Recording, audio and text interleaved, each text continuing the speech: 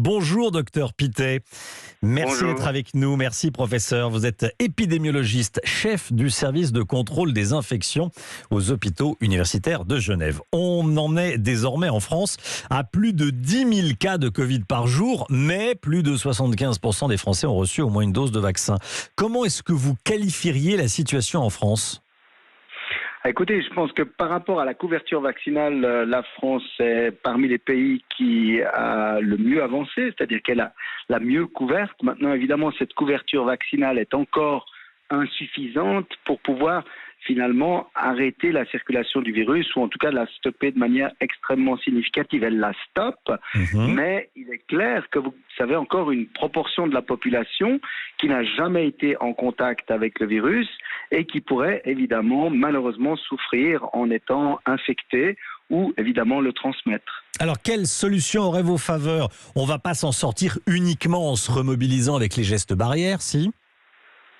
Alors écoutez, je pense qu'il faut poursuivre les efforts de vaccination et y compris évidemment de la dose de rappel qui est très importante parce qu'on sait que l'immunité de population baisse suite à la vaccination. On en a des évidences, donc il faut continuer ces efforts-là. Et puis évidemment, il faut finalement revenir sur ces manquements par rapport aux gestes barrières. Vos reportages le disent très bien.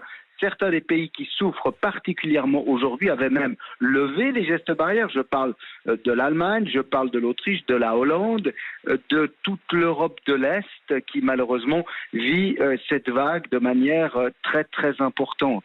Professeur, est-ce qu'il faut revenir en France aux tests gratuits pour tous ? Désormais, ils sont payants quand on n'est pas vacciné. Est-ce qu'il faut revenir à ces tests gratuits ? Alors, il y a encore toute une série de la population qui bénéficie de tests gratuits lorsqu'ils sont indiqués par des symptômes. Et c'est ça le plus important, finalement, c'est d'aller au test lorsqu'on a les moindres symptômes, parce que d'avoir la connaissance des chaînes de transmission, c'est vraiment l'essentiel du contrôle. Maintenant, évidemment, lorsque les tests sont gratuits, c'est encore plus facile de promouvoir des tests à large échelle. Alors dans certains pays, ils ne le sont plus, comme la Suisse, ils ne le sont plus non plus, parce qu'évidemment, ça finit par coûter extrêmement cher.